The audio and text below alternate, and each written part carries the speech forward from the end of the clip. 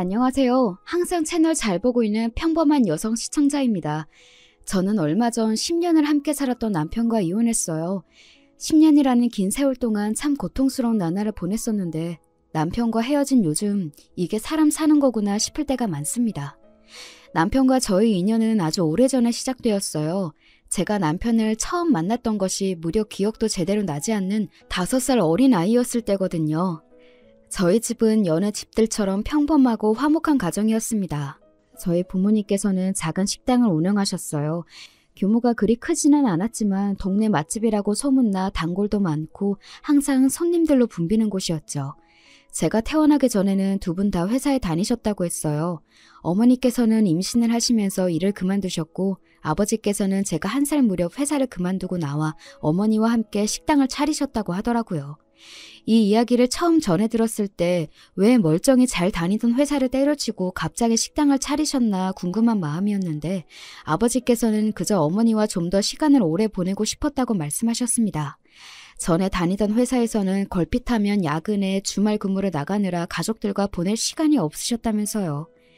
두 분 다 장사를 해보셨던 분들도 아니고 특출난 비법 요리가 있던 것도 아니라 처음에는 조금 버벅였지만 결국 부모님의 식당은 안정적으로 자리를 잡게 되었습니다. 정말 신기한 것은 저는 어렸을 적부터 단 한 번도 부모님께서 싸우시는 모습을 본 적이 없어요. 물론 가벼운 말다툼 정도야 하셨지만 서로 언성을 높이거나 내 탓이네, 네 탓이네 하면서 얼굴을 붉히셨던 적이 없었습니다. 자영업이라는 게 신체적으로나 정신적으로나 참 힘든 일이고 서로 부딪힐 일도 많았을 텐데 어쩜 그렇게 사이가 좋으실 수 있었는지 모르겠어요. 물론 두 분 다 불같은 성격이 아니시기도 했지만 그만큼 사이가 좋은 부부였고 아버지께서는 항상 저보다 어머니를 먼저 챙기시는 분이었어요. 그래서 저는 어렸을 적에는 다른 집 아버지들도 다 자식보다 본인의 반려자를 먼저 챙기면서 살겠거니 생각했습니다. 매사에 어머니가 먼저인 아버지께 가끔은 섭섭한 기분이 들 때도 있었지만 두 분이 금슬 좋게 지내시는 모습을 보면 저도 나중에 꼭 저런 남편을 만나야지 하는 생각을 했었어요. 식탁에 생선이 올라오면 아버지께서는 항상 어머니 먼저 발라주신 뒤에 저를 챙겨주셨고 외식을 한번 하더라도 매번 저보다 어머니께 먼저 먹고 싶은 것을 물어보시고 장사를 마치고 돌아오신 밤이면 본인도 피곤하실 텐데 어머니 어깨를 안마해 주시곤 하셨어요. 우리 딸도 나중에 좋은 남편 만나서 남편한테 해달라고 해. 그런 어머니를 부러워하는 저에게 어머니께서는 항상 그런 말씀을 하셨습니다. 우리 딸도 나중에 아버지처럼 좋은 남편을 만나서 행복하게 살았으면 좋겠다면서요. 그런 부모님을 보고 자랐으니 저는 하루빨리 아버지 같은 남편을 만나 결혼하고 싶다는 생각을 했었어요. 그래서 그렇게 결혼에 맹목적으로 매달렸을지도 모르겠습니다. 결혼만 하면 안정적인 가정이 생기면 어떻게 해서든지 행복해질 거라고 믿었었거든요. 다시 남편 얘기로 돌아오자면 남편은 저희 어머니 친구분의 아들이었어요. 요즘 말로 하면 엄친아라고 하죠. 엄마 친구 아들의 줄임말인데 들어본 적이 있으시려나요? 흔히들 어머니들께서 옆집 누구는 이번 시험에서 100점을 맞았다더라. 엄마 친구 아들 누구누구는 편식도 안 하고 잘 먹는다더라. 하며 남들과 비교하며 자식을 타박할 때 사용하는 말이죠. 그만큼 엄마 친구 아들은 뭐든 잘하는 완벽한 아이처럼 묘사되기 마련인데 남편은 딱 그런 아이였어요. 처음 만났을 당시 저보다 2살 많았던 남편은 새하얀 얼굴에 곱게 다려진 티셔츠를 입고 있었어요. 딱 봐도 비싸 보이는 옷이었고 실제로도 남편 집은 굉장히 잘 살았었어요. 제대로 기억이 나진 않지만 남편 아버지께서 규모가 꽤 있는 의류 사업을 하셨다고 했던 것 같습니다. 저희 부모님과 남편의 부모님은 꽤 친한 사이였어요. 부부 동반으로 여행도 자주 가고 만남도 자주 가졌습니다. 남편의 어머니와 저희 어머니께서는 고등학교 동창이었는데 학교를 다닐 당시에는 그리 친한 사이가 아니었지만 우연히 타지에서 만나 사이가 가까워졌다고 했어요. 마침 비슷한 또래의 자식도 있었고 여러모로 공통점이 많아 아버지들께서도 쉽게 친해지셨다고 하더라고요. 남편 집에도 몇 번 놀러 갔던 적이 있었는데 몹시 크고 화려했던 기억이 나요. 남편의 어머니께서는 항상 친절하셨고 남편 또한 제법 다정한 성격이었습니다. 2살 어린 여자아이를 귀찮아할 법도 한데 항상 저와 잘 어울려 주었고 어린 시절 저는 남편 가족들과 어울리는 것을 몹시 좋아했어요. 그러던 어느 날 비극은 갑작스레 찾아왔습니다. 제가 학교에 막 입학했던 8살 때의 일이에요. 저희 가족과 남편 가족은 그 해에 함께 여름 휴가를 떠나기로 했어요. 강원도의 한 캠핑장에서 함께 캠핑을 하기로 했고 남편 가족들이 미리 가서 준비를 해놓으면 저희 가족은 가게 문을 닫고 밤늦게 출발을 할 예정이었습니다. 그날따라 마감 시간까지 손님이 너무 많아 출발이 많이 늦어졌고 설상가상으로 밤부터 예보에도 없던 비가 쏟아지기 시작했어요. 잠깐 지나가는 소나기인 줄 알았건만 비는 멈출 낌새가 없었고 아버지께서는 도저히 이런 늦은 시간에 저 비를 뚫고 캠핑장까지 운전해서 가기는 무리라고 생각하셨다고 합니다. 결국 남편 가족에게 내일 날이 밝고 비가 그치는 대로 가겠다 연락을 보내놓고 잠에 들었어요. 다음날 아침에도 비는 여전히 내리고 있었고 아버지께서 보고 계시던 뉴스에서 갑작스러운 폭우로 물난리가 나 이곳저곳에서 피해가 있었다며 보도하고 있었던 기억이 납니다. 부모님께서는 걱정스러운 목소리로 이런저런 이야기를 나누셨고 어린 저는 눈을 비비며 그냥 집에서 쉬고 싶다는 생각을 했었던 것 같아요. 남편 가족에게서는 답장이 오지 않았고 부모님께서는 상의 끝에 일단 캠핑장으로 향하기로 했습니다. 그렇게 저희 가족은 바리바리 짐을 싸 캠핑장으로 출발했어요. 운전을 해보신 분들은 아시겠지만 눈길 못지않게 빗길 운전도 정말 까다롭잖아요. 그렇지 않아도 캠핑장으로 가려면 산길을 굽이굽이 지나가야 하는데 도로도 험하고 길도 미끄러우니 좀처럼 속도가 나지 않았고 아침 일찍 출발했지만 늦은 오후쯤이 되어서야 캠핑장 근처에 도착하게 되었습니다. 캠핑장으로 가는 내내 이곳저곳 침수된 곳이 많이 보였고 경찰같이 보이는 사람들이 노란 우비를 입고 도로를 통제하고 있었던 것 같아요. 워낙 어렸을 적의 일이라 자세하게 생각은 나지 않지만 꼭 영화나 드라마에서나 볼 법한 장면이라 어린 마음에 신기했던 기억이 납니다.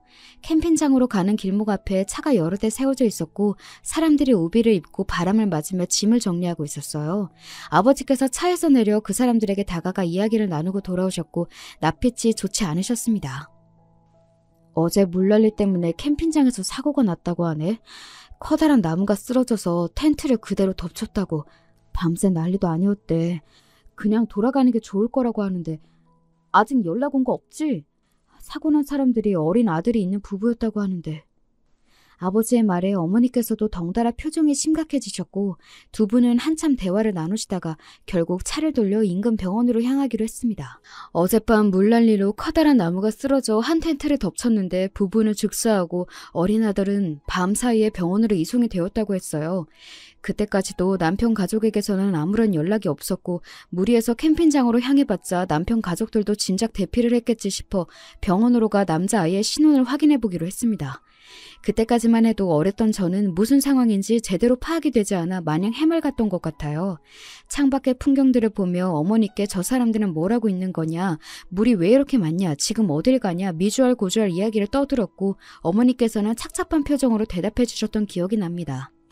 도착한 병원에는 남편이 누워 있었어요. 설마 했는데 정말 그 사고의 당사자가 남편 가족이었던 것입니다. 어머니께서는 소식을 아시자마자 실신하셨고 저 또한 그제서야 뭔가 심각한 일이 일어났구나 하고 깨달았던 것 같아요.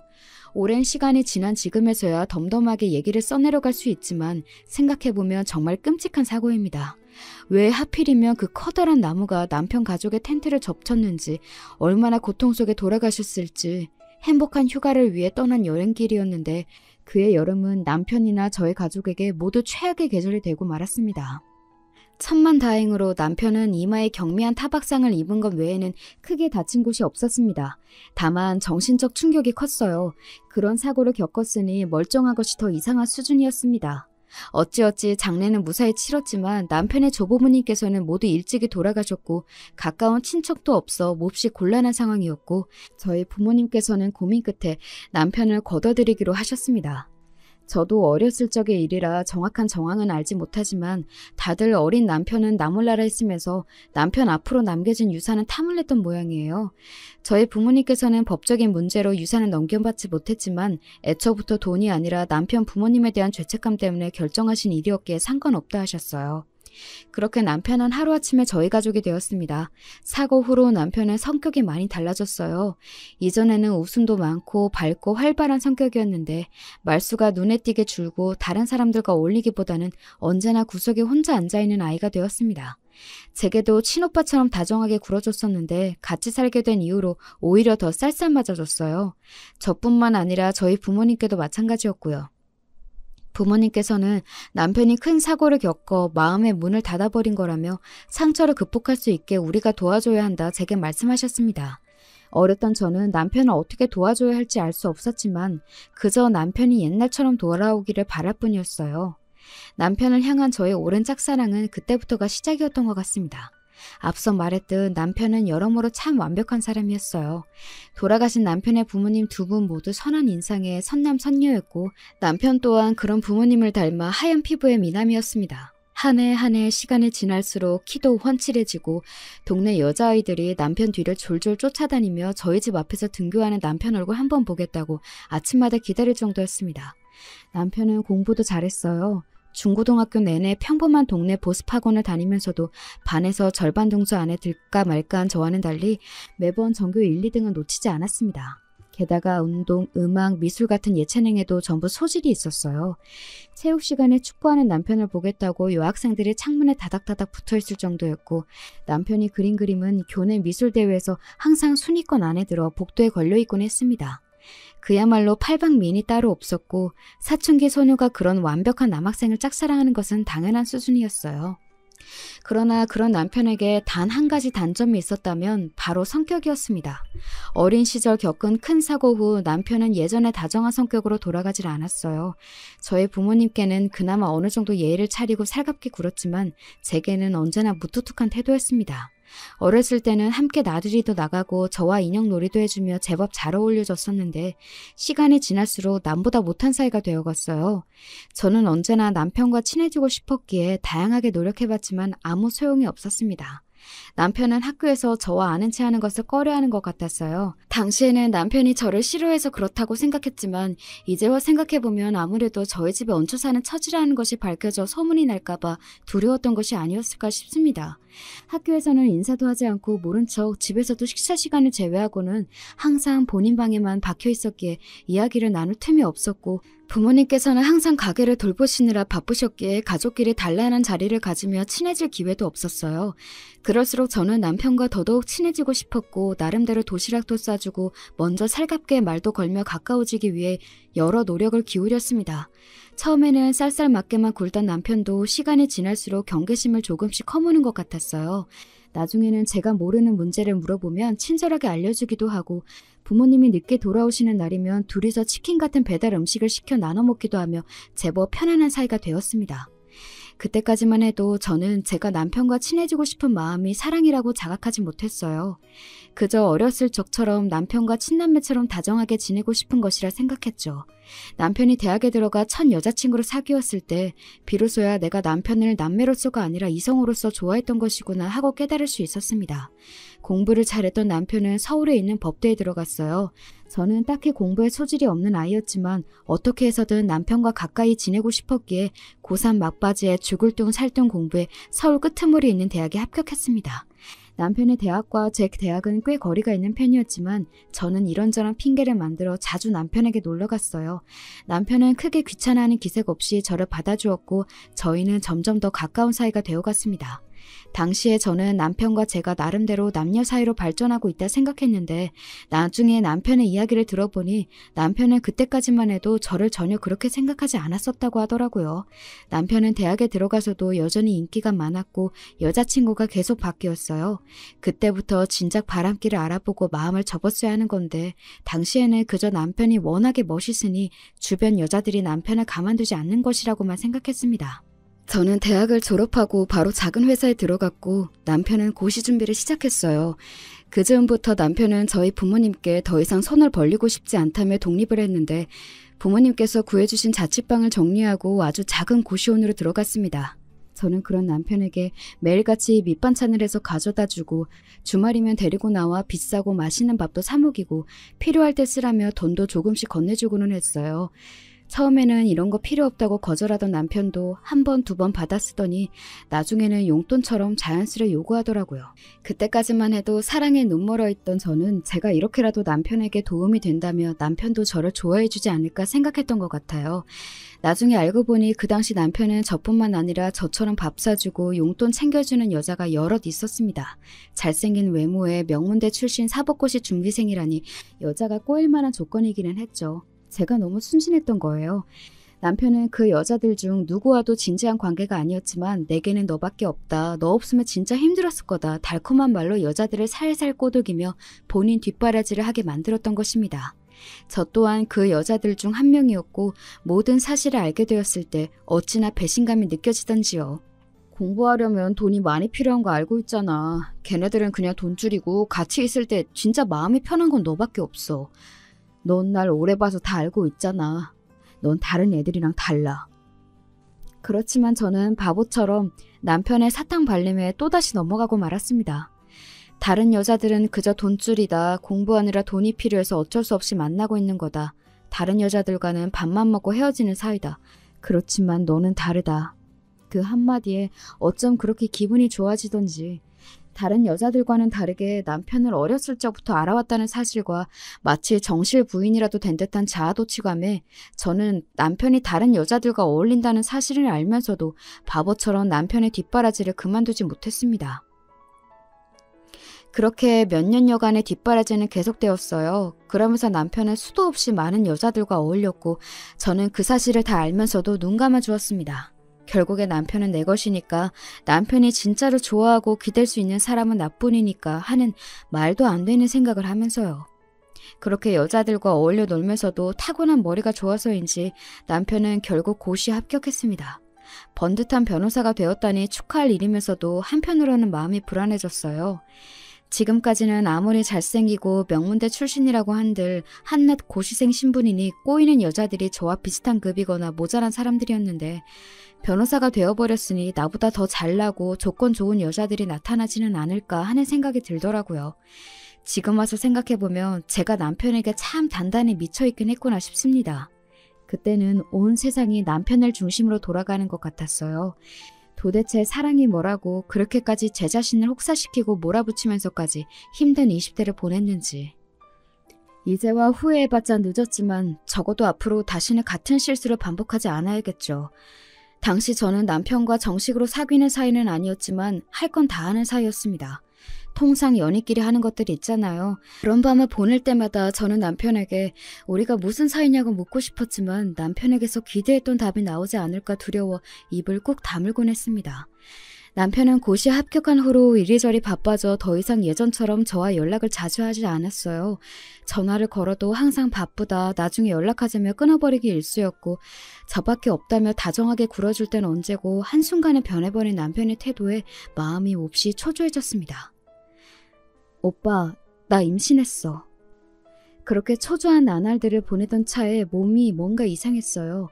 잠을 자도 피곤하고 이상하게 아랫배가 생리 때처럼 무거운데 또 막상 생리는 시작되질 않고 혹시나 하는 마음에 테스트를 해보니 정말 선명하게 두 줄이 떴습니다. 전혀 생각하지도 못했던 임신이었어요.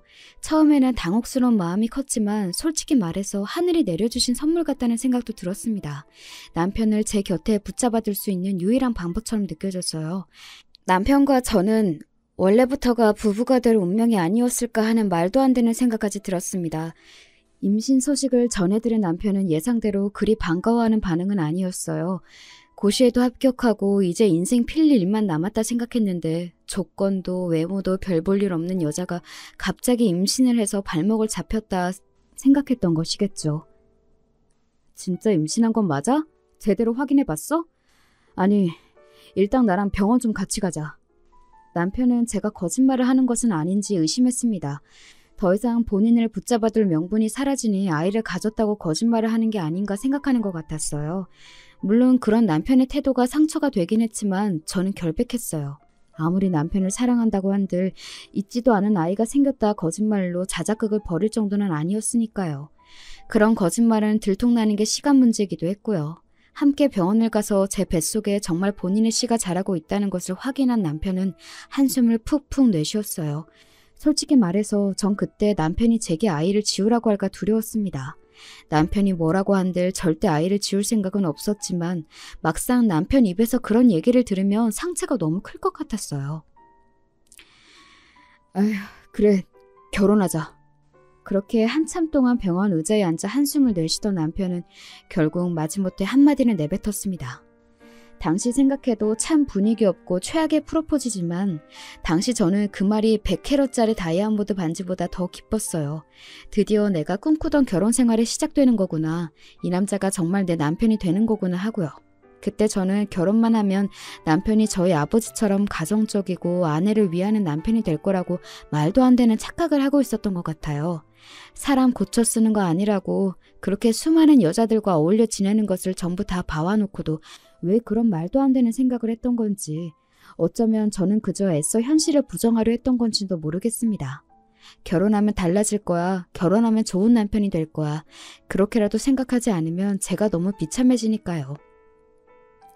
저와 남편의 결혼 소식에 부모님께서는 몹시 놀라셨어요. 친남매처럼 가까이 지내는 줄로만 알았더니 언제부터 그런 사이가 되었냐면서요. 뱃속에 아이가 있다는 말에 아버지께서는 거의 뒤로 넘어가셨지만 결혼 준비는 큰 문제 없이 진행되었습니다. 남편은 고시에 합격해 로펌에 들어가기는 했지만 이제 막 사회생활을 시작한 초년생이었고, 저 또한 회사를 오래 다니긴 했지만 남편 뒷바라지를 하느라 크게 모아놓은 돈이 없어 저의 부모님께서 대부분의 결혼식 비용을 마련해 주셨습니다. 지금 생각해도 너무나 죄송스럽고 감사한 마음이에요. 결혼식 비용뿐만 아니라 저희가 살 신혼집도 부모님께서 구해주셨습니다. 남편 로펌 근처의 구축 아파트였고 둘이 살기엔 차고 넘칠 정도로 충분했어요. 남편은 조금 불만족스러워 보이긴 했지만요. 그렇게 결혼식을 마치고 신혼생활이 시작되었습니다. 남편은 이제 막 시작한 초보 변호사였기에 매일같이 일을 배우러 다니고 발로 뛰느라 바빴어요. 배가 어느 정도 불러오기 전까지는 저도 회사에 다녔기에 남편의 빈자리를 느낄 새가 없었습니다. 임신 중순 무렵에는 회사를 그만두고 집에서 살림을 하며 태교에 집중하기 시작했어요. 결혼 전과 큰 변화는 없었지만 그래도 남편은 어느 정도 저와 아이를 신경 써주는 것 같았습니다. 퇴근길에 먹고 싶은 게 있냐 물어봐 사오기도 하고 시간을 내서 산부인과에 같이 가주기도 하고요. 사실 뱃속에 본인 아이를 품고 있는 여자에게 당연히 해줘야 마땅한 일들이었지만 그때는 그것도 고맙게 느껴졌습니다. 그만큼 남편에게 기대가 없었던 것이겠죠. 결혼하면 달라지겠지 싶었으면서도 마음 한켠으로는 남편이 변하지 않을 것이라는 사실을 알고 있었던 것 같아요. 그때까지만 해도 남편도 정말 저와 잘 살아볼 생각이었을지도 모르겠습니다. 적어도 제 기억에는 그 당시에 남편이 불륜을 저지를 만한 틈이 없었던 것 같거든요. 로펌에서 어울리는 여자가 있었을지는 모르는 일입니다만 적어도 퇴근하면 바로 집으로 돌아오고 주말에는 저와 시간을 보내며 제법 가정적인 태도를 보였어요. 기대가 없었던 만큼 그런 남편의 모습이 배로 감동이었고 정말 행복한 가정을 이룰 수 있을 것 같다는 상상에 부풀었습니다. 뱃속 아이는 딸이었고 남편과 함께 주말마다 이리저리 쇼핑을 다니며 아이 물품을 준비했어요. 여자아이라고 꼭 분홍색 물건을 사야 하는 건 아니었지만 이상하게 손이 분홍색으로 가더라고요. 태어날 아이가 얼마나 예쁠까. 첫 딸은 아빠를 빼닮는다던데 아주 귀여운 아이가 태어나겠지. 각종 아기 물품들을 집에 준비해놓고 태어날 아이를 상상하며 하루하루를 보냈습니다. 그때가 처음이자 마지막으로 결혼하고 행복이란 걸 느꼈던 시기였던 것 같아요. 임신 막달이 가까워질수록 급격하게 컨디션이 좋지 않아졌고 저는 결국 조기양수 파열로 병원에 입원을 하게 되었습니다. 최대한 버티다가 아이를 낳고 싶었지만 상황이 여의치 않아 30주를 채우지 못하고 딸아이를 출산하게 되었어요. 아이는 1.5kg으로 아주 작았고 태어나자마자 신생아 중환자실의 인큐베이터에 들어갔습니다. 스스로 몸조리를 하기도 힘들었지만 아이가 너무나 걱정이 되어 매일같이 울며 밤을 지새웠어요.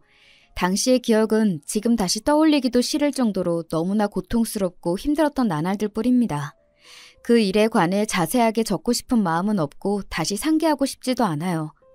그 뒤로 많은 일들이 있었지만 미숙아로 태어나 호흡기 쪽에 문제가 있던 저희 딸아이는 중환자실에서 한 달여가량을 버티다 결국 엄마 품에 안겨보지도 못하고 세상을 떠나갔습니다.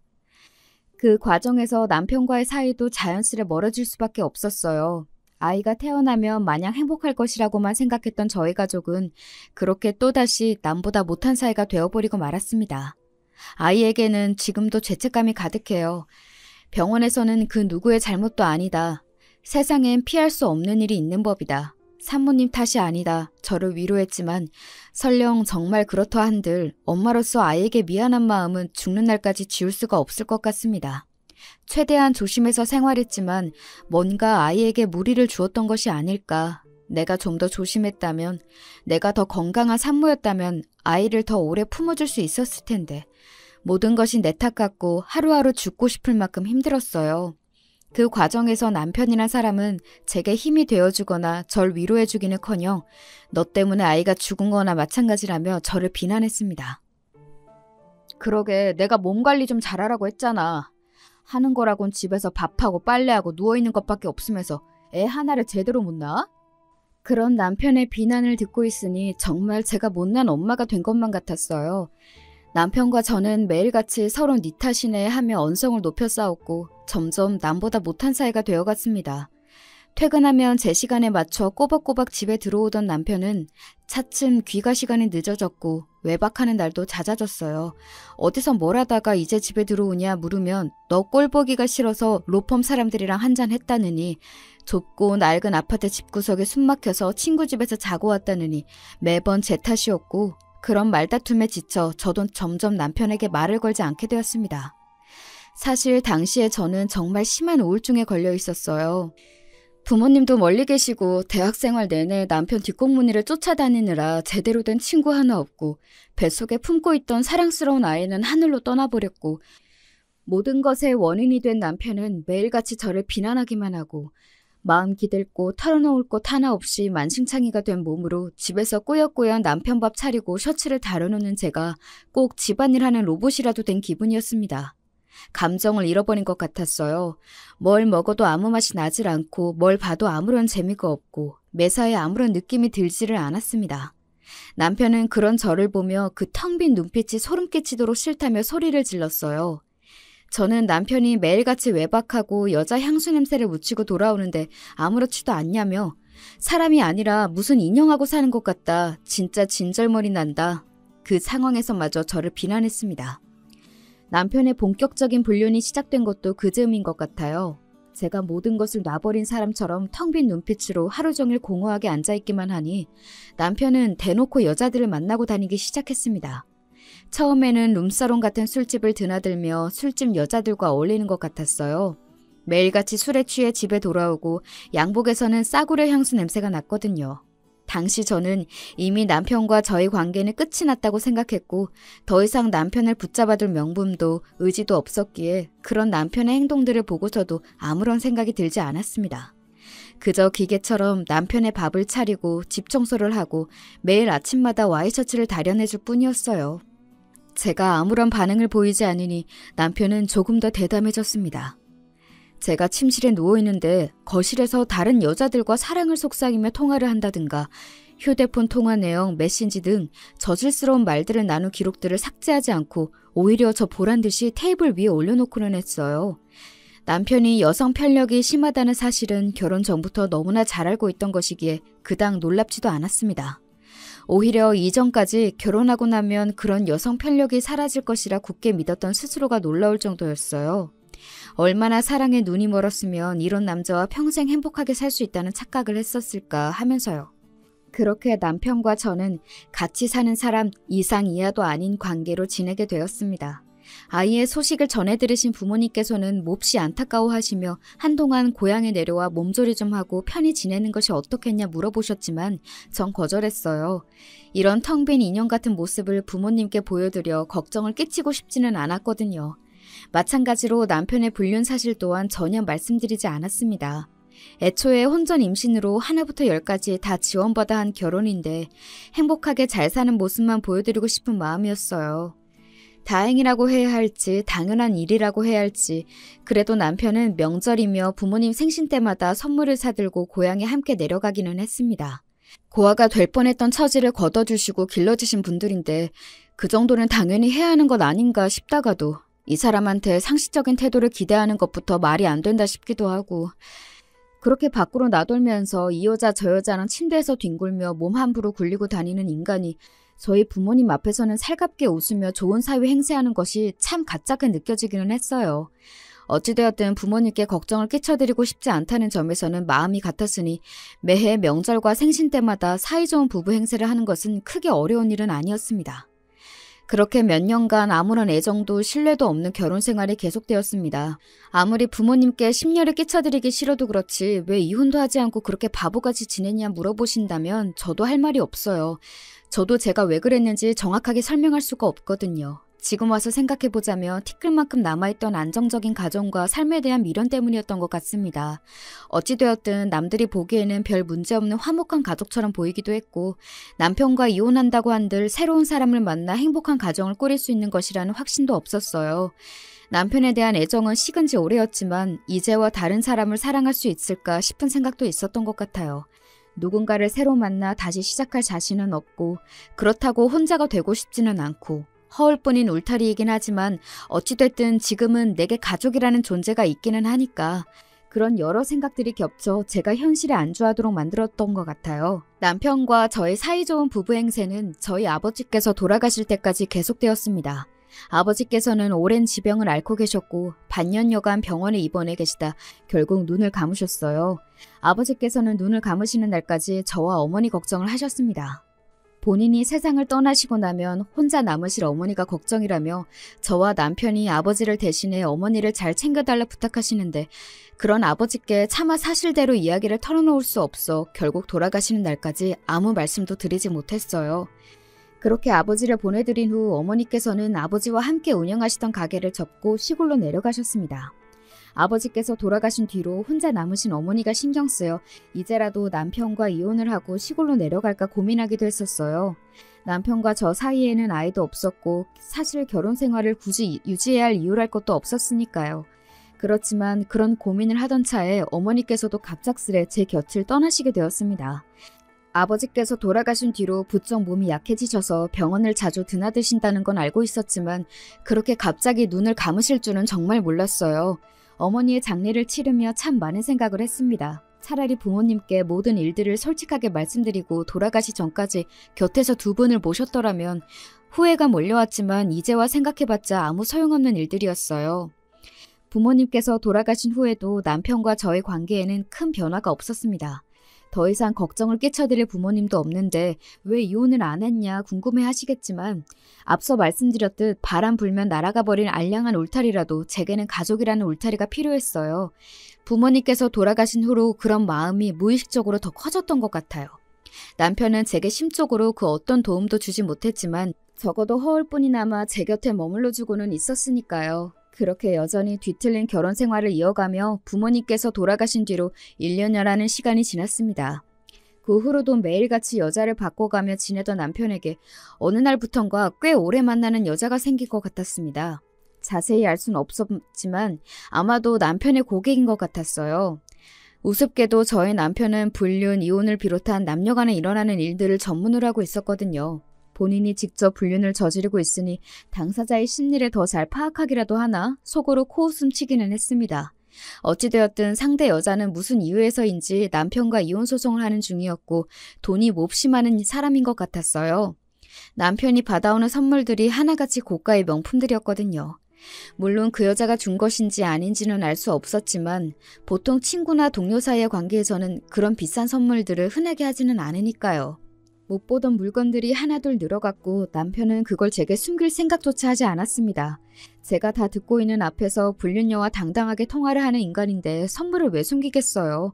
처음에는 저 여자도 얼마 지나지 않아서 갈아치우겠지 싶었는데 한 달, 두 달 시간이 지나도 똑같은 여자와 만나는 모습에 이상하게 불안한 마음이 들었습니다.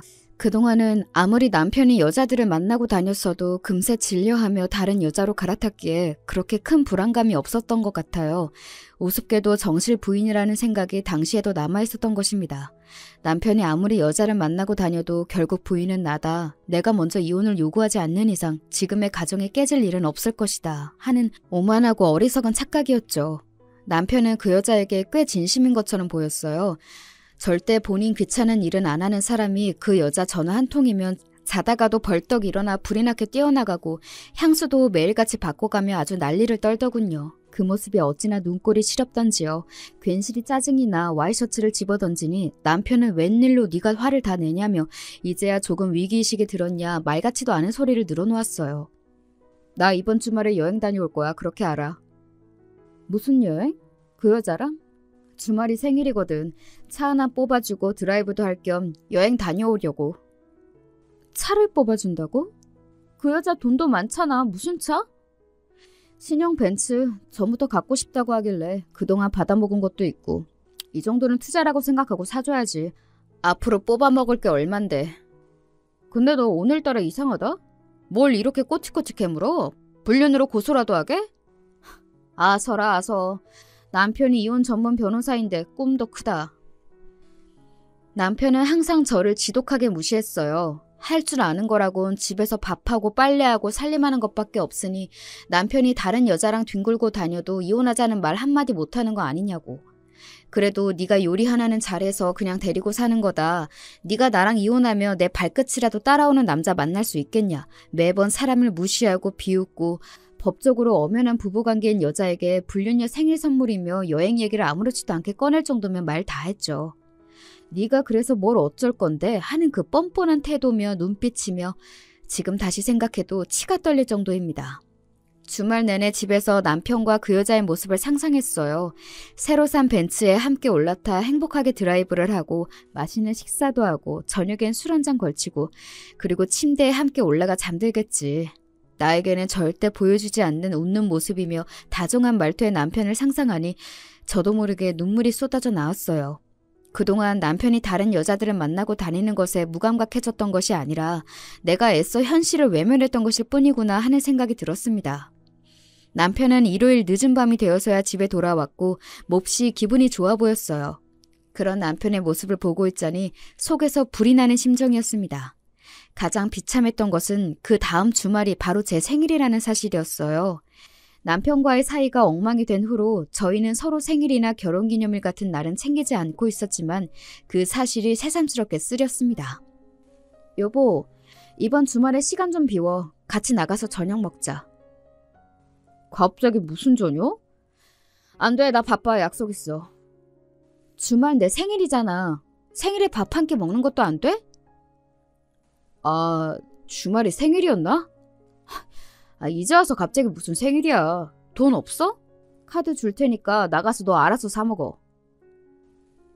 내가 지금 돈이 없어서 그래? 그 여자 생일에는 벤츠까지 뽑아주더니 내 생일에는 밥 한 끼 같이 못 먹어? 내가 선물을 달랬어. 뭘 해달랬어? 우리가 이제 와서 생일 축하한다고 같이 밥 먹을 사이야? 요즘 따라 왜 이래? 혹시나 해서 하는 말인데 나 너랑 잘 지내볼 생각 없어. 나 그 여자랑 재혼할 거야. 뭐?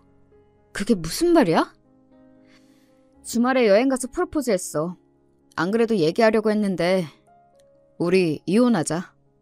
이만큼 살았으면 할 만큼 했잖아. 그래도 아직 법적으로 부부 사이인데 다른 여자한테 프로포즈를 했다니 너무나 황당한 말에 제대로 대답도 못하고 있는데 남편은 솔직히 그동안 네 부모님 생각해서 살았던 건데 이제 돌아가셨으니 더 이상 같이 살 이유가 없지 않느냐. 그 여자 장난 아니게 돈이 많은 여자다. 나도 앞으로 상류사회 올라가서 좀 떵떵거리면서 살아보고 싶다. 이혼해주면 내가 그동안 모아놓은 돈 다 주겠다. 생일 선물로 벤츠가 아니라 10억 줄 테니 그냥 좋게 이혼해달라. 너도 어차피 나 사랑해서 같이 살았던 거 아니지 않느냐. 뻔뻔하게 이야기들을 늘어놓았고 참 기가 찼습니다. 철면피라는 건 진작부터 알고 있었지만 이렇게까지 상식 밖의 인간일 줄은 정말 몰랐어요. 그래도 한때나마 사랑했고 10년 동안 한 집에서 부대끼며 살아온 사람인데 내가 지금껏 정말 허송세월을 했구나. 머리를 한 대 맞은 기분이었습니다. 결국 왈가왈부할 것 없이 이혼해주겠다고 했고 남편은 그날로 짐을 싸서 집을 나갔습니다. 속이 허했지만 한편으로는 잘된 일이다 싶었어요. 더 이상 현실을 외면하며 저런 한심한 인간 바짓가랑이를 붙잡은 채로 의미 없는 결혼 생활을 이어갈 필요가 없다는 생각이 들었거든요. 그렇게 저는 남편에게 10억을 받고 깔끔하게 합의 이혼을 했습니다. 우스갯소리겠지만 남편이 이혼 전문 변호사라 편하긴 하더라고요. 10년간의 세월, 아니 어쩌면 훨씬 전부터 제가 남편에게 가져다 바친 세월과 젊음이 겨우 10억으로 보상받을 수 있는 건 아니었지만 이혼하고 나니 내가 뭐 때문에 그동안 가족이라는 쓸데없는 울타리에 집착했던 건지 속이 참 시원해지는 기분이었어요. 더 이상 남편이 다른 여자들과 어울리는 걸 애써 무시하지 않아도 되고 죽을 만큼 미운 인간 밥 차리고 빨래하고 그러면서도 할 줄 아는 건 집안일 뿐이라며 무시당하지 않아도 되고 그토록 두려워했던 혼자가 막상 되어보니 별거 없더라고요. 이혼한 뒤로 저는 그동안 해보지 못했던 취미생활도 즐기고 문화센터에서 수업도 받고 분위기 좋은 맛집, 카페 등 찾아다니며 나름대로 행복한 나날들을 보냈어요.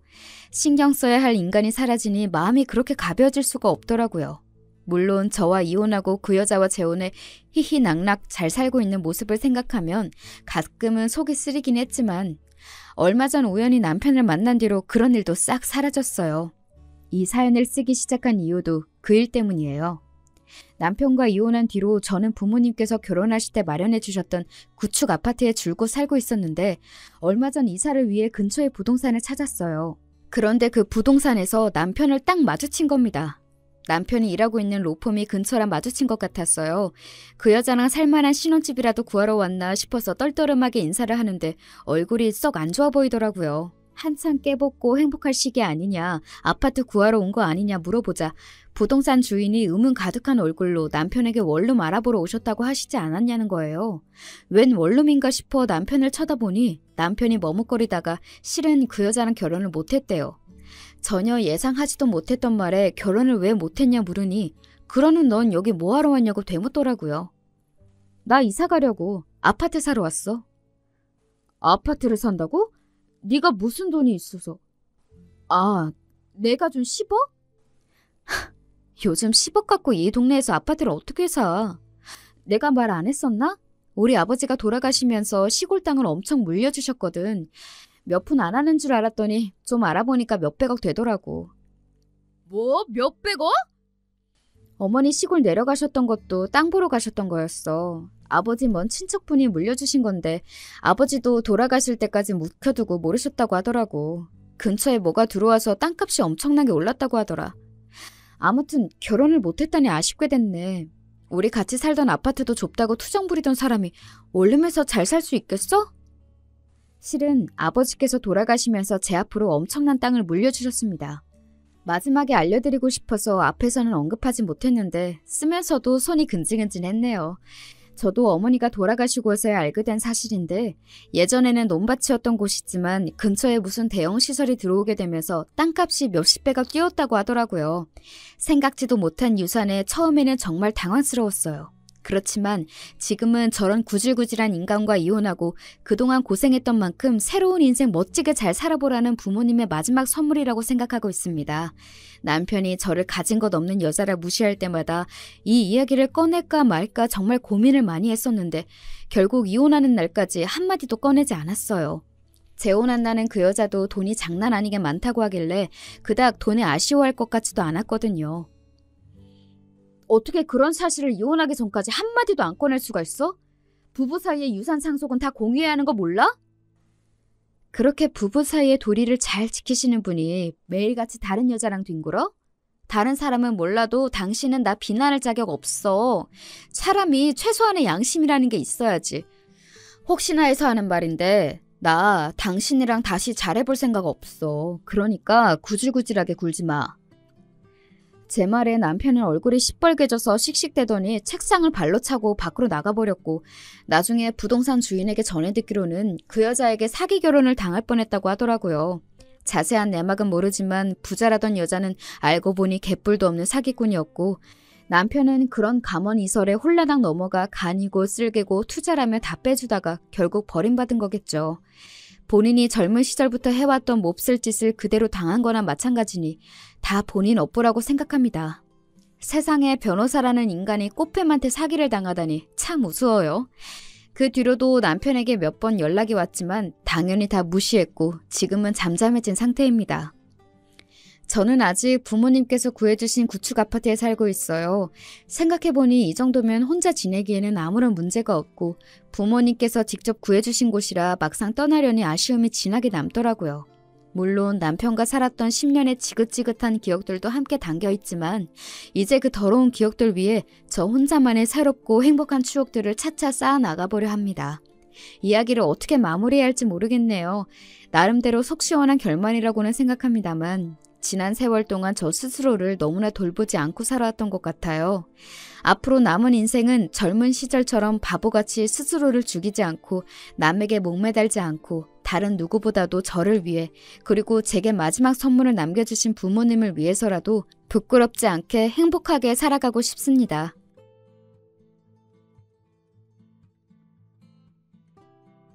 안녕하세요. 저는 서울에서 남편과 아들을 키우는 40대 여자입니다. 오늘은 우리 가족에게 얼마 전에 일어난 사연에 관해 제보하려고 해요. 개인적으로 살면서 가장 통쾌했던 사건이라 많은 사람에게 알리고 싶었습니다. 이미 주변에 얘기했더니 너무 시원하다고 하더라고요. 여러분도 제 사연을 듣고 부디 재밌는 시간 보내셨으면 좋겠습니다. 저는 충청도에 있는 한적한 시골에서 자랐어요. 원래 제가 태어난 지역은 충청도가 아니라고 하더라고요. 고아였던 엄만 보육원에서 자랐는데 그러다 성인이 되고 소개로 결혼해서 저를 낳고 키웠대요.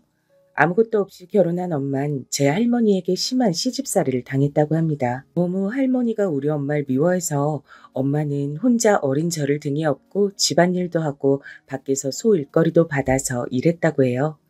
시어머니는 그런 엄마를 볼 때마다 구박하셨다고 합니다. 그래서 우리 엄마의 소원은 제가 나중에 결혼했을 때 당신처럼 시집살이를 당하지 않는 거였어요. 어찌나 할머니가 엄마를 괴롭혔던지 말만 들어도 기가 차더라고요. 그렇다고 제 아버지가 그렇게 잘난 사람도 아니었다고 합니다. 엄마는 당시에 그냥 사진만 보고 결혼한 거라 누군지도 모르고 결혼했는데 아버지는 남편으로서도 아빠로서도 엉망이었죠. 사실 기억도 잘 나지 않는 아빠는 제가 7살 때 이후로 본 적이 없습니다. 왜냐하면 아버지는 사고를 그렇게 쳐서 엄마가 저를 데리고 도망갔거든요. 희미하게 기억나는 게 하나 있는데 아버지가 집안 살림을 다 때려 부수는 거였습니다. 안 그래도 가난해서 집에 살림이 몇 개 있지도 않았는데 아버지가 그걸 다 부쉈던 기억이 나요. 직업도 없이 집에서 엄마가 밖에서 벌어온 돈으로 술을 마시곤 하셨죠. 할머니는 그 모습을 보고 우리 엄마가 내조를 못해서 그런 거라고 오히려 엄마를 구박했다고 합니다.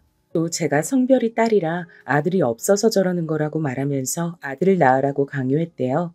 할머니는 제가 아들이 아니라고 저도 미워하셨어요. 아빠는 날이 갈수록 정신을 차리는 것이 아니고 오히려 더 사고를 쳤다고 합니다. 그러다 노름에 빠져서 집에 사채업자까지 찾아오자 엄만 한밤중에 예고도 없이 절 데리고 도망쳤다고 해요. 뒤도 돌아보지 않고 몰래 모은 돈을 들고 집을 나오는데 그렇게 해방감이 들었다고 합니다. 무작정 버스터미널로 가서 제일 첫 차를 탔는데 그게 바로 엄마랑 제가 살던 시골이랍니다. 어딘지도 모르고 일단 멀리 가는 곳이라고 해서 덜덜 떨며 버스에 올랐다고 엄마가 말씀해 주셨죠. 고아라서 부모님도 친척도 없던 엄만 그때부터 절 혼자 키우기 시작했습니다.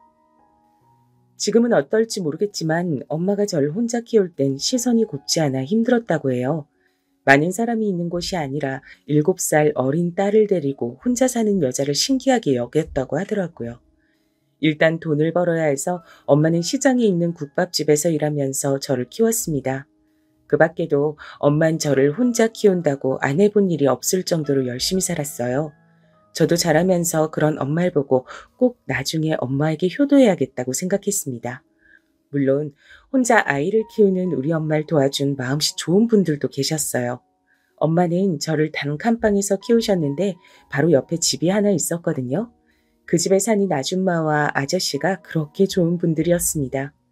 형편이 어려운 건 마찬가지인데 우리 엄마가 안쓰럽다고 귤이나 고구마 같은 것도 가져다 주셨죠. 엄마가 일하느라 늦으면 아주머니가 제게 저녁을 먹이기도 하셨어요. 마침 그 집의 아들이 저랑 동갑이라 친하게 지내기도 했습니다. 소꿉친구로 자라면서 서로가 가장 친한 친구였어요. 이 소꿉친구는 성인이 되어 제 남편이 됐습니다. 워낙 어릴 때부터 붙어 다녔던 우린 시간이 흐르면서 더욱 가까워졌어요.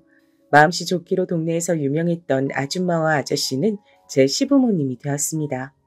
제가 남편과 결혼한다고 하자 엄만 그렇게 안심됐다고 제게 말했어요.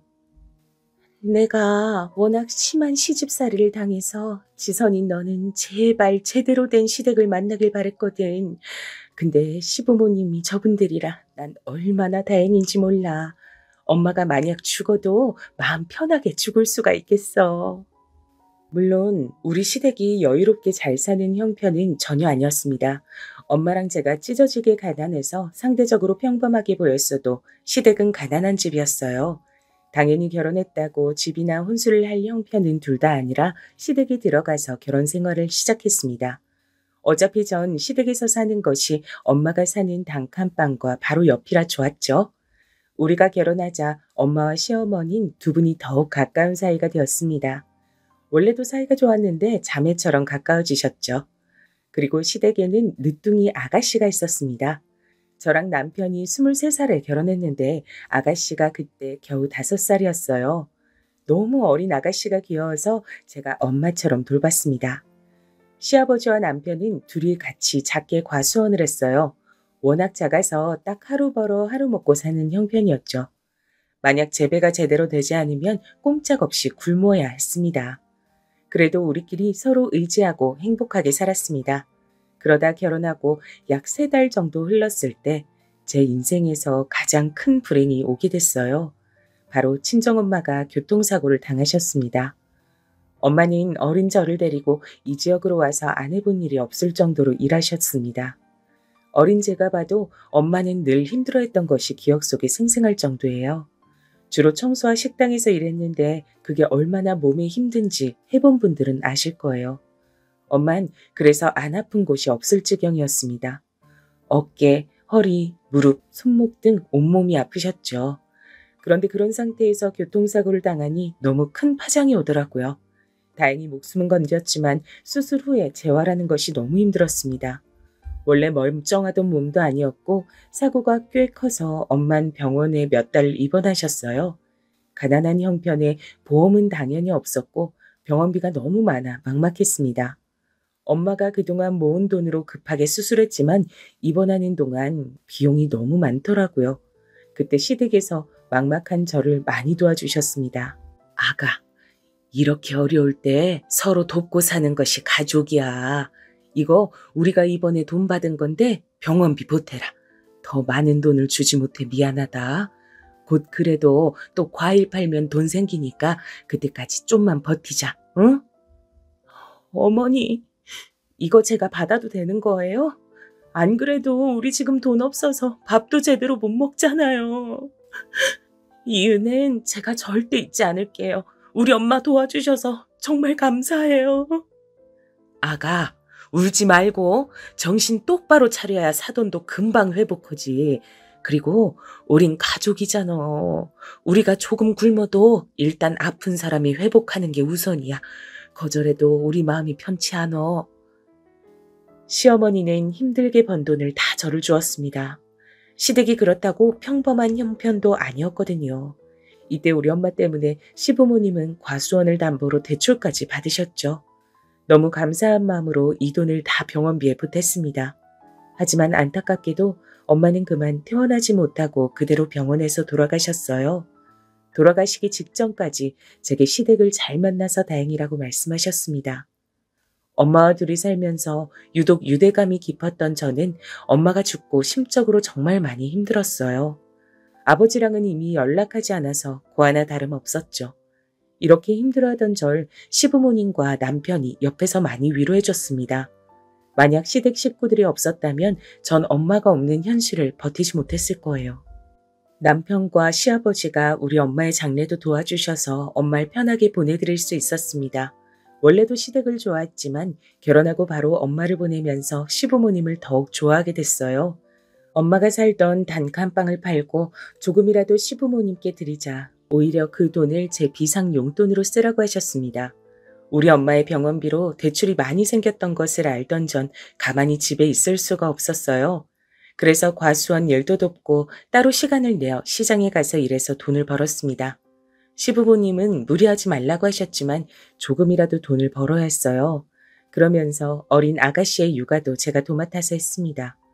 아가씨도 새언니인 저를 무척 따르는 편이라 제가 거의 전담해서 키웠죠. 유치원 학부모 상담도 제가 갈 정도였습니다. 거의 저는 그냥 아가씨를 제 딸이라고 생각했습니다. 남편하고 저는 바로 아이를 가질 생각이었는데 생각보다 임신이 쉽지 않더라고요. 안 생기는 아이 때문에 산부인과 가서 검사도 여러 번 받았습니다. 그런데 남편과 저 둘 다 문제가 딱히 없다고 하더라고요. 아직 나이도 젊고 그냥 기다리라는 말이 전부였습니다. 그래서 아이도 없어서 더욱 아가씨를 챙길 수 있었어요. 그렇게 5년의 시간이 흘렀습니다.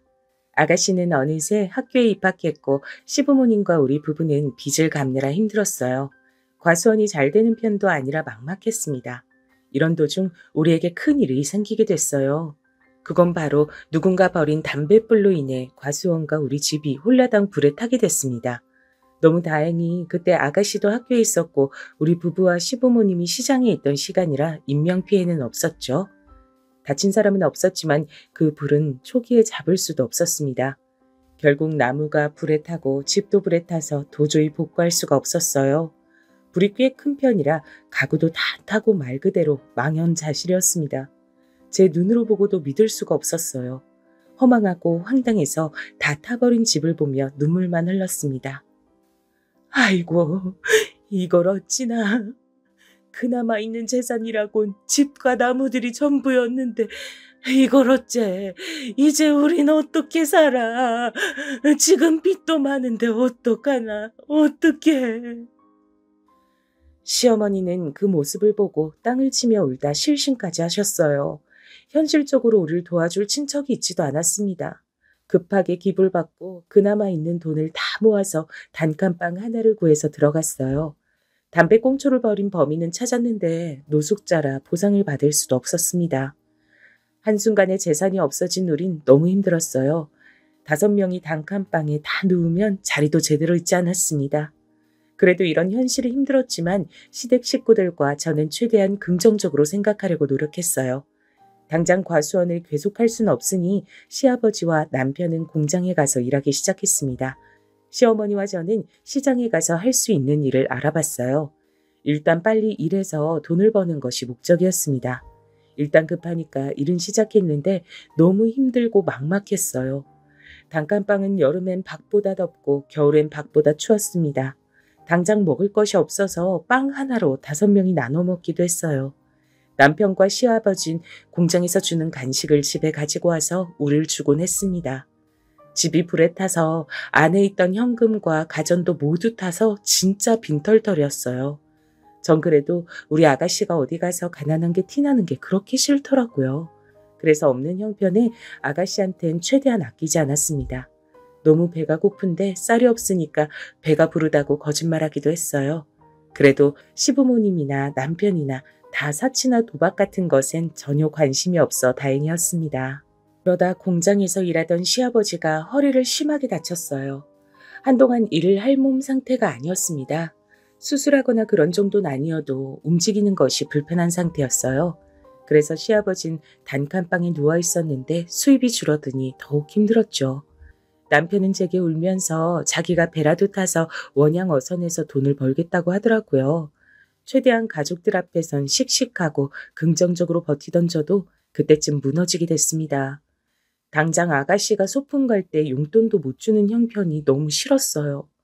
그런데 여러분, 하늘이 무너져도 솟아날 구멍이 있다는 말 아시죠? 전 그 말을 전적으로 믿는 편이랍니다. 왜냐면 진짜 제가 직접 그 경험을 했거든요. 마침 제가 일하던 식당이 있었는데 그 사장님이 건강 문제로 다 접고 고향인 제주도로 가겠다고 하는 거예요. 그러면서 평소에 일을 잘했던 제게 인수할 생각이 없냐고 하셨습니다. 전 당장 먹고 살 돈도 없어서 인수할 돈이 없다고 했어요. 그러자 사장님이 며칠 뒤에 제게 말씀하셨습니다. 일단 그럼 제가 이어서 식당을 운영하고 나중에 돈을 달라고 하더라고요. 저는 기분이 너무 얼떨떨했어요. 아니, 세댁 형편도 내가 잘 알고 있고 또 그 집 양반들이 워낙 사람 좋잖아. 우리 식당 힘들 때 일부러 와서 팔아준 거 내가 아직 다 기억해. 너무 고마워서 그래. 공짜로 주는 거 아니고 나중에 갚으라는 거야. 부담 가지지 말고 세대기 해. 알고 봤더니 사장님이 가게가 힘들어서 문을 닫으려고 했을 때 우리 시부모님이 많이 도와주셨다고 해요. 또 일부러 친구들도 데리고 와서 먹고 그런 식으로 장사를 잘 되게 해주셨던 거예요. 얼떨결에 백반집 식당을 인수한 저는 시어머니와 남편과 셋이 마지막 기회라고 생각하고 미친 듯이 일하자고 결심했습니다. 그리고 정말 새벽 5시부터 일어나서 식당을 청소하고 재료를 손질했어요. 들어오는 손님 한 명 한 명에게 최선을 다했습니다. 일단 깔끔함과 친절함을 잡으면 반은 성공한다고 믿었죠. 그렇게 열심히 일하니까 워낙 동네에서 평판이 좋았던 시부모님 덕분에 손님들도 고정적으로 생겼고 단골도 늘기 시작했습니다. 시아버지 병원비나 아가씨 용돈 정도는 무리가 되지 않을 만큼 식당이 잘 되기 시작했어요. 입소문이 나면서 수익이 생겨 단칸방을 탈출하게 됐습니다. 새로 집을 구해서 들어간 날 5명이 끌어안고 엉엉 울었죠. 제가 결혼하고 같이 살면서 참 많은 일이 일어났더라고요. 절대 현실에 안주하지 말고 꼭 힘들었을 때 기억해서 더 노력하자고 같이 다짐했습니다. 그러다 우연한 기회로 방송까지 타게 됐습니다. 확실히 방송이 나가니까 아예 옆 동네에서도 우리 식당에 오기 시작했어요. 가게를 확장 이전하고 2호점까지 낼 정도로 바빠졌습니다. 원래 좋은 일은 연달아 오기 마련이라잖아요. 식당이 매우 바빠지면서 드디어 우리 부부에게도 아기가 찾아왔습니다. 만약 우리가 단칸방에 살 때 임신했다면 너무 힘들었을 텐데 아기도 시기를 잘 맞춰 찾아왔어요. 두근거리는 마음으로 아기를 기다렸는데 제 인생은 뭐가 이렇게 험난한 건지 모르겠더라고요. 전 그냥 아기가 생겼으니까 더 많이 일해서 돈을 최대한 저축하고 싶었습니다. 그런데 무리했던 건지 그만 바쁘게 일하다 넘어졌는데 그대로 유산하게 됐어요. 그때 슬픔은 말로 다 표현할 수가 없습니다. 그냥 모든 것이 제 탓으로 여겨졌어요. 누굴 원망할 수도 없었습니다. 시댁집이 불에 탄 것은 그래도 가해자가 있었고 원망할 대상이 있었잖아요. 그런데 아기를 잃은 것은 하나부터 10까지 제 책임이었습니다. 제가 조금만 더 조심했으면 아기를 잃지 않았을 거예요. 너무 속상해서 그때는 식당도 나가지 않고 집에서 틀어박혀 울기만 했습니다. 우울함에 빠져 아무것도 하기가 싫었어요. 아기를 잃어본 분들은 제 마음을 아실 텐데 길거리를 지나갈 수도 없었습니다. 갓난 아기가 보이면 미친 듯이 부럽고 떠난 우리 아이가 불쌍했거든요. 미친 사람처럼 신생아를 보고 엉엉 울어서 불편함을 표현하는 엄마들도 많았습니다. 그래서 일부러 사람이 지나는 거리에 나가지도 않고 혼자 침대에서 울기만 했어요. 이런 저를 침대에서 꺼내준 사람은 바로 우리 이쁜 아가씨였습니다. 언니, 제가 우리 학교 앞에 진짜 맛있는 떡볶이 집 있다고 했잖아요. 이 떡볶이가 그 떡볶이예요. 언니랑 먹으려고 3인분 포장했어요. 튀김하고 같이 먹어요. 이거 먹고 싶어서 학교 끝나자마자 달려왔어요. 아가씨는 우울해하는 저를 위해 간식도 사오고 일부러 옆에서 자기한테 있었던 일을 말해줬어요. 친구랑 싸운 얘기, 시험이 어렵단 얘기, 학교 선생님 얘기 등 미주알 고주알 떠드는 것들을 보니 참 복잡한 마음이 들었습니다. 제가 처음 시집 왔을 때 우리 아가씨가 겨우 5살이었거든요. 그 아기가 어느새 커서 이렇게 학교에 다니나 싶었습니다. 제가 거의 키우다시피 한 우리 아가씨는 진짜 선하고 착했어요. 갑자기 집에 불이 타서 어른들이 힘들어해도 본인은 티를 내지 않았습니다. 아직 어리니까 충분히 아가씨가 느끼는 불편함을 표현할 수 있는데 아가씨는 그러지 않았죠. 오히려 어른스럽게 본인이 씩씩하게 다니는 것을 보고 제가 오히려 많이 배웠습니다. 또 사실 아가씨와 저만 아는 비밀도 있었어요. 그건 우리 집이 불에 타서 단칸방에 살 때였습니다. 갑자기 바뀐 환경에 다들 침울해하던 때 제가 밖에서 우연히 아가씨를 봤던 적이 있어요. 그때 아가씨는 같은 학교에 다니는 남자 학생에게 놀림을 받고 있었습니다. 거지야! 야, 어디 가냐? 너희 가족 완전히 망했다며? 불에 타서 과수원도 이제 접었다고 하던데. 너 가난해서 애들이 같이 놀기 싫대? 알아? 아냐고. 저는 아가씨를 놀리는 그 남자애를 보고 화가 머리끝까지 났어요. 순간 울컥하는 마음에 당장 가서 꿀밤을 때려주고 싶었습니다. 그런데 괜히 나섰다가 아가씨가 곤란해질까봐 그러지도 못하고 혼자 지켜봤죠. 전 다른 것보다 아가씨가 상처를 많이 받을까봐 그게 너무 무서웠습니다. 근데 아가씨는 너무 태연하게 그 남자아이에게 이렇게 말했어요. 야, 우리 집이 불타서 우리가 단칸방에서 사는 게 부끄러운 거냐? 나는 하나도 안 부끄러운데? 가난이 죄야? 이렇게 불에 타서 집이 없어도 우리 가족은 행복해. 너희 엄만 아빠 때문에 집 나가지 않았냐? 누가 누구한테 뭐라는 거야? 수준 떨어져. 아가씨는 눈 하나 깜빡하지 않고 저렇게 말했습니다. 남자아이는 아가씨의 말을 듣더니 얼굴이 새빨개진 채로 아무 말도 못하더라고요. 저라면 저렇게 말을 못했을 것 같은데 아가씨의 말을 듣고 제가 대신 통쾌했답니다. 옆에 있던 학생들도 아가씨의 태도를 보고 꿀먹은 벙어리가 되었더라고요. 나중에 제가 이 얘기를 꺼냈더니 아가씨는 웃으면서 시부모님께는 말하지 말아달라고 했습니다. 그렇게 우리 둘만의 비밀이 생겼어요. 씩씩한 아가씨를 보면 괜히 흐뭇한 미소가 나오곤 했습니다. 아무튼 그래서 아가씨의 노력으로 저는 침대에서 나와 다시 식당으로 향했죠. 만약 아기가 생기지 않으면 진짜 그냥 아가씨를 제 자식이라 생각하려고 했습니다. 이미 우린 피를 나눈 자매처럼 친한 사이였어요. 밤마다 저를 위해 기도한다는 아가씨의 소원이 통했는지 다행히 아기는 또 금방 저를 찾아왔습니다. 이번엔 절대 아이를 잃기 싫었어요. 그 마음은 우리 시댁 식구들 마음이 다 같아서 시부모님과 남편이 저를 진짜 손 하나 까딱하게 하지 않았습니다. 아예 식당에 오지도 말라고 하더라고요. 아가씨도 본인은 아직 미성년자 학생이면서 집안일을 하기 시작했습니다. 제가 기가 차서 하지 말라고 해도 듣지도 않았어요. 시어머니는 임산부에게 좋다는 한약도 사주셨고 각종 영양제와 몸에 좋은 음식을 매일 해주셨습니다. 조금이라도 제가 불편함을 느낄까봐 시부모님은 오로지 저를 생각해 주셨죠. 이런 마음 덕분인지 전 입덧도 없고 심한 임신 증상도 없었습니다. 너무 건강하게 자연분만으로 아들을 낳을 수 있었어요.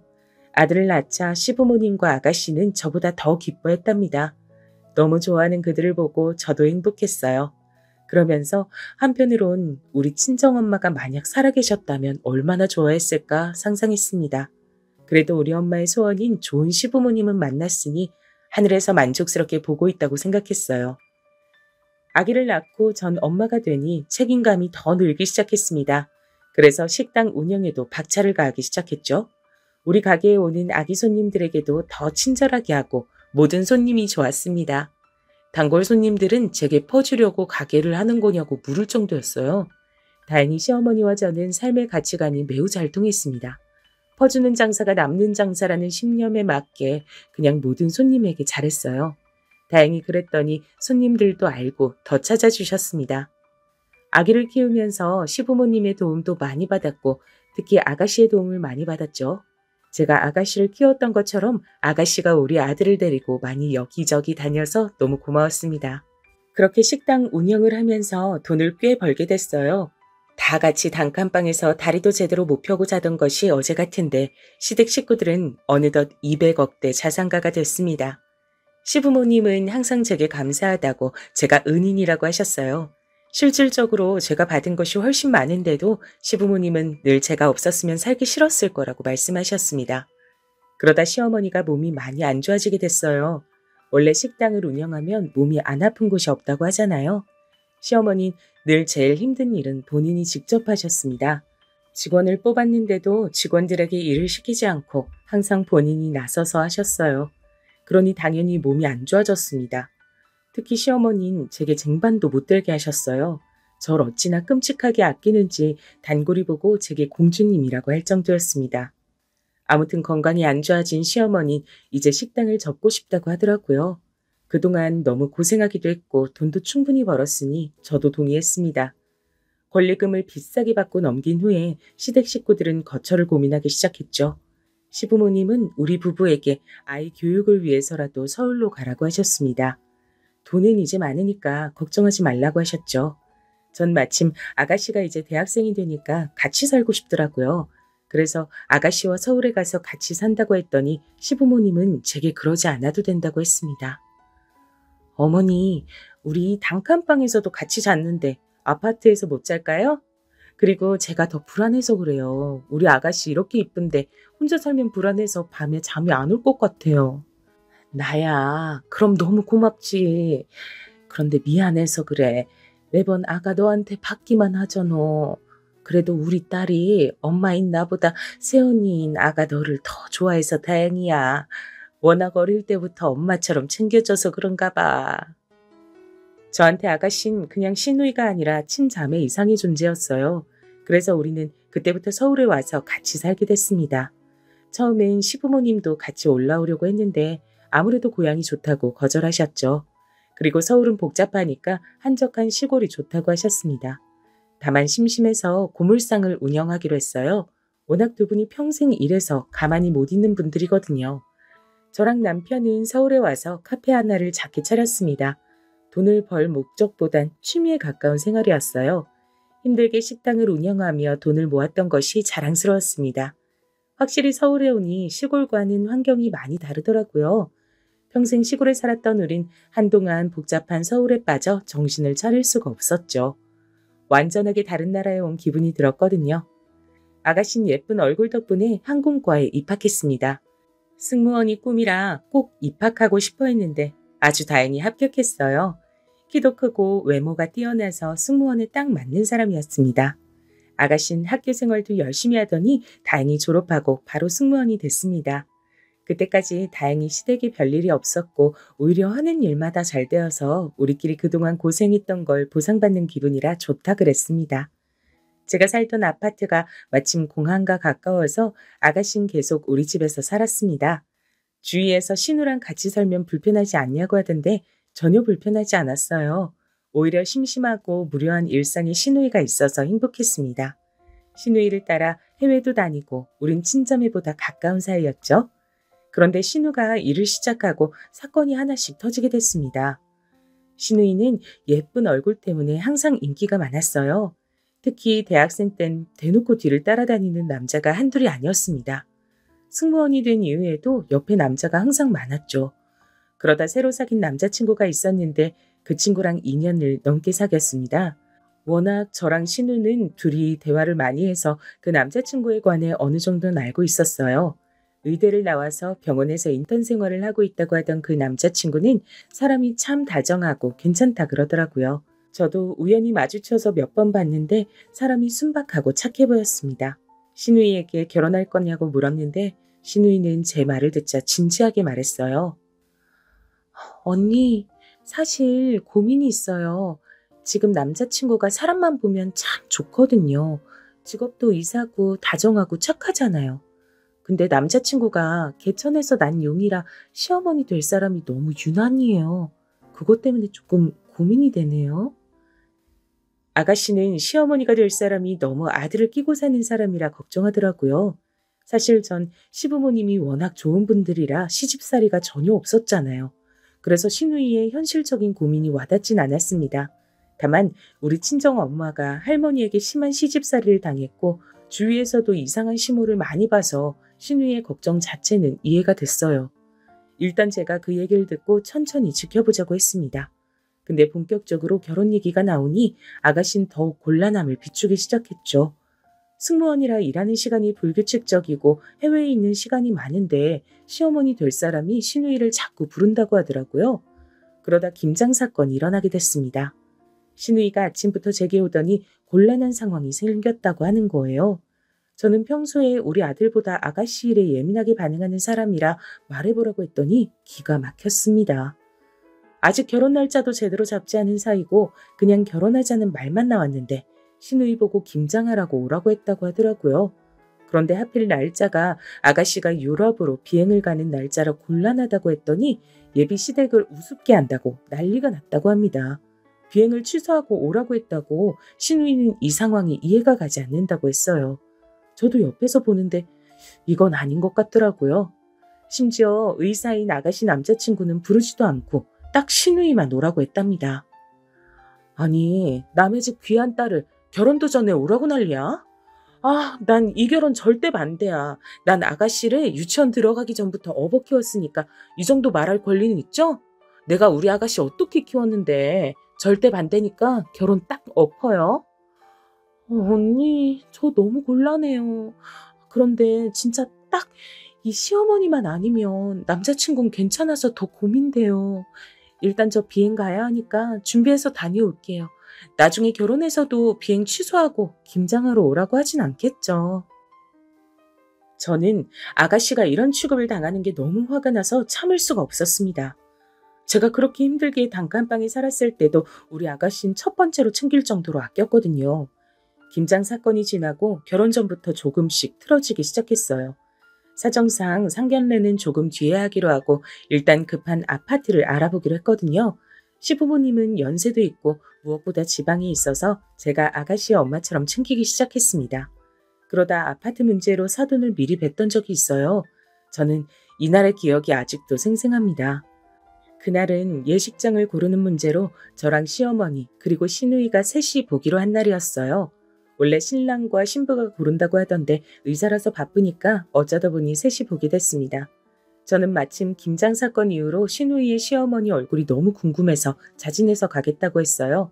그리고 사돈 얼굴을 딱 봤는데 정말 저는 누가 보면 대통령을 낳은 사람인 줄 알았습니다. 어찌나 자만심이 얼굴에 가득한지 누가 봐도 욕망이 많았어요. 인상 자체가 너무 하나도 손해를 보기 싫다는 얼굴이었습니다. 일단 예식장을 고르는 것이 목적이라 같이 다니는데 전 나중엔 너무 창피했어요. 왜냐면 식장에 가는 곳마다 본인 아들이 의사라고 자랑하더라고요. 예식장 직원들이 예의상 맞장구 해주면 본인 아들이 초등학생 때부터 전교 1등이었다고 어찌나 자랑하던지 입이 안 아픈가 신기할 정도였습니다. 숨도 안 쉬고 아들 자랑을 하길래 전 나중에는 제 얼굴이 화끈거릴 지경이었어요. 우리 아가씨와 시댁의 의견을 종합해서 드디어 식장을 결정하고 예약금도 입금하고 같이 밥을 먹기로 했습니다. 그런데 밥을 먹으러 간 식당에서도 본인 아들이 의사라고 자랑하는 거예요. 여러분은 혹시 주변에 의사를 둔 부모가 있으세요? 혹시 그분들도 그러시나요? 아예 의사랑 상관이 없는 감자탕집에서 왜 그걸 자랑하는 건지 이해할 수가 없었습니다. 밥을 먹는 내내 저한테도 어찌나 당신 아들을 자랑하던지 귀에서 피가 나올 지경이었어요. 저는 일단 한 귀로 듣고 한 귀로 흘리고 있었는데 순간 거슬리는 말이 점점 들리기 시작했습니다. 본인 아들은 귀하게 자랐다. 공부만 해서 여자를 하나도 모르는데 억울하다. 우리 아가씨는 얼굴이 이뻐서 많이 만나봤을 것 같다는 둥 자꾸 계속해서 제 신경을 거슬리게 했답니다. 그러다 제 앞에서 무슨 말까지 했는지 아세요? 전 이 말을 듣고 순간 욱해서 대답하려고 겨우 정신을 차렸습니다. 승무원이면 해외도 여기저기 다닐 거 아니요? 혹시 우리 의사 아들은 한국에 두고 다른 나라마다 남편 있는 건 아니지? 사기 결혼하고 그러면 안 돼. 우리 아들이 의사라서 돈 많이 버니까 그 돈으로 딴짓하면 안 된다. 말씀이 조금 지나치세요. 우리 아가씨 그런 사람 아니에요. 학생 때도 공부 얼마나 잘했는데요. 직장인이 되어서도 돈 벌어서 새언니인 저까지 챙길 정도로 착한 사람이에요. 제가 꼭 참고 말한다고 말하는데 순간 목소리가 떨리더라고요. 겨우 이성을 붙잡고 말했는데 시누이가 옆에서 제 손을 꼭 잡았습니다. 이날 무슨 정신으로 밥을 먹었는지 모르겠어요. 밥을 다 먹고 택시를 타고 급하게 집에 오는데 아가씨의 얼굴을 보자 눈물이 자꾸 나왔습니다. 택시 안에서 엉엉 울고 집에 와서도 아가씨에게 이 결혼은 내가 반대한다고 말했어요. 우리 소중한 아가씨를 저런 집안에 시집 보내는 건 도저히 용납할 수가 없었습니다. 막말로 의사가 대통령도 아니고 잘난 직업은 분명히 맞지만 우리 아가씨가 백수도 아니잖아요. 전 너무 속상해서 아가씨에게 이 결혼 하지 말아달라고 강하게 말했습니다. 그날 식장 계약을 마쳤지만 저는 그냥 다 얻고 싶었어요. 만약 우리 시부모님이 알면 얼마나 속상해할까 생각하니 그냥 애초에 저런 집하고는 1초도 더 엮이고 싶지 않았습니다. 제가 울면서 말하자 아가씨도 결국 눈물을 보였어요. 그러더니 자기도 이런 결혼은 못하겠다고 접겠다고 하더라고요. 전화로 파혼 얘기를 자기 남자친구에게 전하는 걸 보고 저는 겨우 진정할 수 있었습니다. 그렇게 파혼하고 그냥 새로운 인생을 살 줄 알았는데 원래 인생은 이렇게 예측 불가한 상황들의 연속인가요? 우리 아가씨가 파혼을 선언하고 놀라운 일이 발생했습니다. 바로 그 남자친구가 아가씨와 못 헤어진다고 우리 집에 찾아오기 시작했어요. 그때가 하필 아가씨가 일하러 비행하고 있을 때라 집에 없어서 남편과 제가 그 남자친구와 대화했습니다. 전 거기서 당당하게 우리 아가씨도 곱게 자라서 이렇게 무시하는 집에 시집 못 보낸다고 말했어요. 본인이 그 집에서 소중한 만큼 우리 아가씨도 집에서 보석 같은 존재라고 말했죠. 그랬더니 그 남자친구가 갑자기 무릎을 꿇더라고요. 너무 놀라서 뭐 하는 거냐고 해도 본인이 무조건 잘못했다고 빌기 시작했습니다. 저랑 남편이 강제로 일으키려 해도 힘이 얼마나 센지 꿈쩍도 하지 않았어요. 제가 일단 자세 풀고 얘기하라고 해도 듣질 않더라고요. 알고 봤더니 시누이 남자친구의 집도 예전에 우리처럼 가난했다고 합니다. 찢어지게 가난해서 시어머니 될 사람은 남의 집에서 파출부 생활도 하고 그랬대요. 힘든 상황이라 그 현실을 벗어나려고 이를 악물고 공부했다고 합니다. 그래서 제가 의대에 합격하고 어머니가 3일을 내리우셨어요. 저도 우리 어머니가 유난히 절 싸고 도는 건 압니다. 근데 이게 다 사정이 있었어요. 다신 이런 일 없도록 제가 중간에서 잘할 테니 한 번만 봐주세요. 네? 전 그전까진 저런 집에 우리 아가씨를 절대 못 보내겠다고 완강했는데 사정을 듣고 나니 안쓰러운 마음이 생겼습니다. 무엇보다 어린 시절 얘기를 들으니 우리가 힘들었던 시절이 생각났어요. 원래 죽도록 미웠는데 사정을 들으니 조금씩 마음이 풀리더라고요. 그래도 우리 아가씨의 의사가 제일 중요하니까 일단 알겠다고 하고 되돌려 보냈습니다. 아가씨가 비행해서 돌아오자 있었던 일을 말했어요. 아가씨는 생각해보겠다고 제게 말했습니다. 그 뒤로 남자친구는 우리 집에 한우도 보내고 비싼 과일이나 홍삼을 들고 자주 찾아왔어요. 일하느라 바쁠 텐데 어떻게든 시간을 내서 아가씨를 데리러 공항에 가고 우리 집에 와서 식구들 외식도 많이 시켜줬습니다. 지극정성으로 대하는 모습을 보니 저도 사람이라 점점 마음이 열리더라고요. 무엇보다 본인이 자기 엄마가 유난이란 걸 인지하고 있어서 그나마 다행이었습니다. 이런 정성을 보고 아가씨도 점점 마음이 풀리는 게 보였어요. 그래서 슬슬 다시 결혼 얘기가 나오게 됐습니다. 아가씨가 제게 결혼해도 되냐고 묻길래 전 무엇보다도 아가씨 본인의 입장이 제일 중요하다고 그랬죠. 그러자 아가씨는 마지막으로 기회를 주고 싶다고 하더라고요. 저도 그거엔 동의했기 때문에 일단 다시 결혼 준비를 재개했습니다. 남자친구가 중간에서 말을 잘했는지 예전처럼 김장하러 오라거나 명절에 부르거나 그런 것은 없었어요. 신우에게 전화를 강요하거나 자주 찾아오는 것을 원하는 것도 없었습니다. 예전엔 신우가 해외에 갔다가 작은 선물을 사오면 더 큰 걸 바라는 눈치였는데 이젠 그런 것도 없다고 하더라고요. 일단 남편이 중간에서 역할을 잘하면 되니까 전 그 모습을 보고 결혼해도 되겠다고 생각했습니다. 시부모님을 보러 가서도 아가씨 남자친구가 괜찮은 사람이라고 알리기 시작했죠. 그러다 상견례 날짜가 잡혔습니다. 우리 시부모님이 두 분 다 시골에 계시니까 상견례 자리에서 처음 사돈끼리 보는 자리였어요. 아가씨 남자친구도 처음으로 보는 날이었죠. 제가 괜히 긴장이 돼서 시부모님을 하루 전에 우리 집으로 모셨습니다. 식구들이 아침부터 분주하게 준비해서 상견례 자리로 향했어요. 시부모님보다 오히려 제가 더 긴장된 상태로 차에 타서 이동했습니다. 저도 파혼하게 된 날 이후로 사돈을 처음 보는 자리였거든요. 그날 좋지 않게 마무리가 돼서 찝찝한 마음이 있었습니다. 그래서 일부러 제가 나서서 떡 케이크도 준비하고 최대한 말을 예쁘게 하려고 준비했어요. 강남에 있는 고급 한정 식당을 예약하고 10분 전에 도착한 우린 아직 오지도 않은 사돈댁을 기다렸습니다. 그런데 약속한 시각이 되어서도 예비 사돈들은 오지 않더라고요. 분명히 장소도 사전에 알려줬고 일부러 사돈댁과 가까운 위치로 잡았는데 이상했죠. 거리가 먼 거리도 아니었고 예비 사돈의 집에서 겨우 15분이 걸리는 위치였거든요. 아무리 늦어도 이렇게 늦을 순 없었습니다. 게다가 우리 시부모님은 무려 지방에서 미리 올라온 거잖아요. 아가씨가 당황해서 전화로 물어보니 남자친구가 헐레벌떡 안으로 들어왔습니다. 아가씨 시부모님이 차가 막혀 늦는다고 하더라고요. 저는 순간 기분이 조금 상했지만 애써 괜찮다고 말하고 기다렸어요. 우리 시부모님들은 워낙 좋은 분들이라 괜찮으니 천천히 오라고 하셨습니다. 그런데 30분이 지나도 안 오는 거예요. 슬슬 저는 기분이 나빴고 아가씨 표정도 안 좋아졌어요. 음식이 이미 나왔는데 먹지도 못하고 기다리는 기분이 썩 좋지 않더라고요. 마침내 40분이 지나자 예비 사돈이 들어왔는데 늦게 왔으면서 어찌나 천천히 느긋하게 걷는지 너무 얄미웠죠. 심지어 늦어서 죄송하다는 말도 하지 않더라고요. 예비 사돈을 보고 우리 시어머니가 오시느라 고생하셨다고 하니까 그냥 별거 아니라고 답했습니다. 그 모습을 보고 전 그 자리에서 박차고 일어나고 싶었어요. 역시 사람은 바뀌지 않는 건가 싶었습니다. 아가씨가 제 눈치를 보는 게 느껴져서 일단 꾹 참고 저도 웃는 얼굴로 대했어요. 그렇게 상견례가 시작됐는데 자리가 너무 불편했습니다. 상견례 장소는 우리가 정했는데 예비 사돈들은 음식이 짜다, 맛이 없다, 양이 적다 등 불평을 하더라고요. 아무리 미식가여도 상견례 자리에선 그냥 대충 먹는 게 맞지 않을까요? 전 제 상식으론 도저히 이해되지 않았어요. 자기들끼리 먹을 때 맛을 평가하는 건 아무렇지도 않습니다. 근데 상대 집이 예약한 식당에 와서 불평하는 걸 들으니 전 기분이 상했어요. 제가 이 식당을 알아보려고 여기저기 시간을 내어 물어봤거든요. 열심히 찾아서 힘들게 전화로 예약했는데 불평을 들으니 표정이 점점 굳기 시작했습니다.